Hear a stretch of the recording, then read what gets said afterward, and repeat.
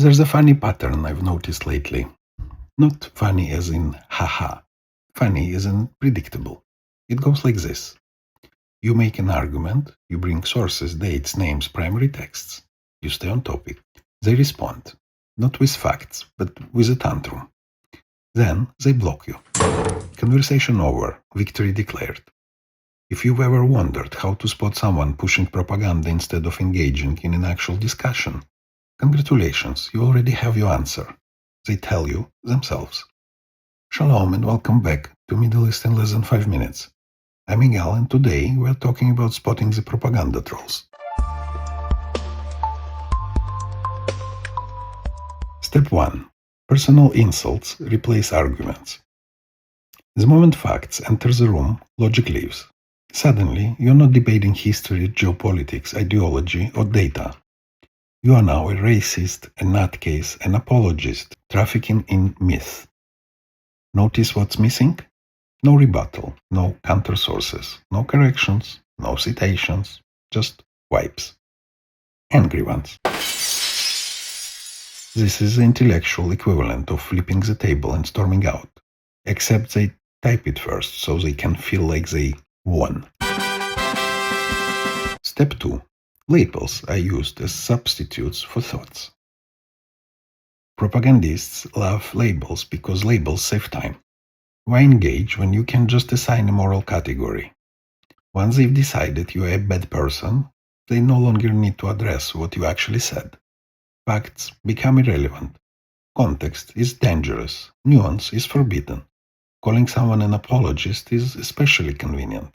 It implies guilt without providing anything, like saying people are saying.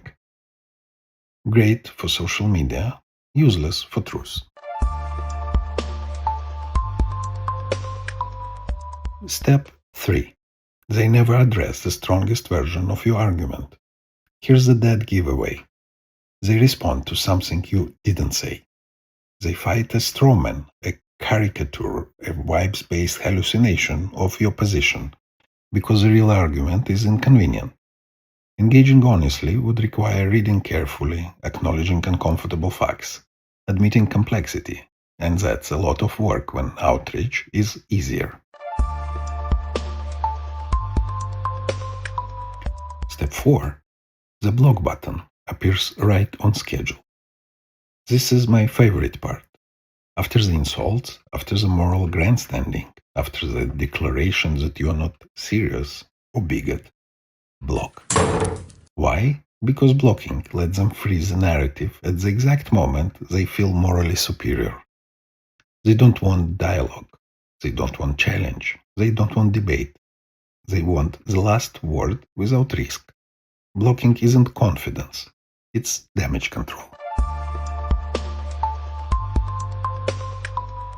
What real discussion actually looks like. People who are serious, whether you agree with them or not, do a few radical things. They quote sources, they ask clarifying questions, they respond to what you actually said, they tolerate disagreement without melting down. You can disagree fiercely and stay honest. Adults do it all the time.